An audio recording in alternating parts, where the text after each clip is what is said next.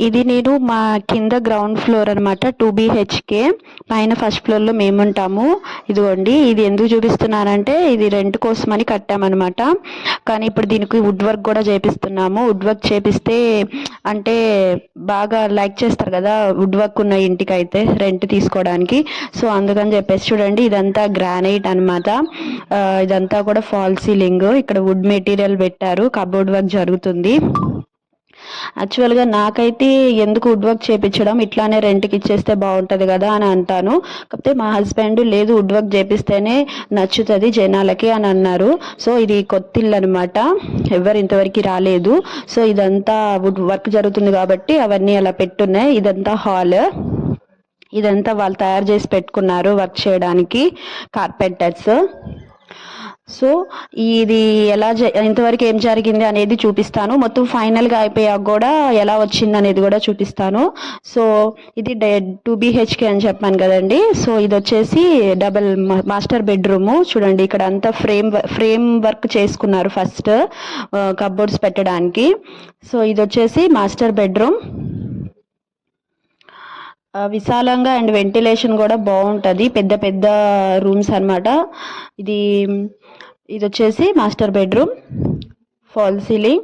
And దానికి ఎదురుగా వచ్చేసి చిల్డ్రన్స్ బెడ్రూము. ఇక్కడ వచ్చేసి దానికి చిల్డ్రన్స్ బెడ్రూమ్కి కామన్ బాత్రూమ్ వచ్చింది, ఇండియన్ది. అండ్ మాస్టర్ బెడ్రూమ్లోకి మాత్రం వెస్ట్రన్ బాత్రూమ్ వచ్చింది. ఇక్కడ కూడా చూడండి, ఈ రూమ్కి కూడా ఫ్రేమ్ వర్క్ చేసి పెట్టుకున్నారు. ముందు ఇట్లా ఫ్రేమ్ వర్క్ చేసుకుంటారనమాట, ఆ తర్వాత ప్రొసీజర్ స్టార్ట్ అవుతుంది. ఇది బేసిక్. సో ఎదురెదురుగా ఇట్లా ఉన్నాయి రూమ్స్. అండ్ ఇది వచ్చేసి మొత్తం హాల్ ఏరియా, చాలా పెద్దదనమాట. అండ్ నెక్స్ట్ ఇక్కడ బాక్స్ లాగా కనిపిస్తుంది చూసారా, అది పూజ రూమ్కి. దానికి కూడా కబోర్డ్స్తో ఒక బాక్స్ లా తయారు చేస్తారు పూజ చేసుకోవడానికి.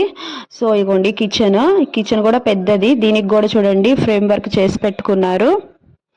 సో ఇందులో ఈ కిచెన్లో నాకు నచ్చింది అనేది ఏంటంటే, ఇక్కడ కౌంటర్ టాప్ ఇదిగోండి, ఈ స్టోన్ ఉంది కదా, ఈ గ్రానైట్, స్టవ్ గ్రానైట్.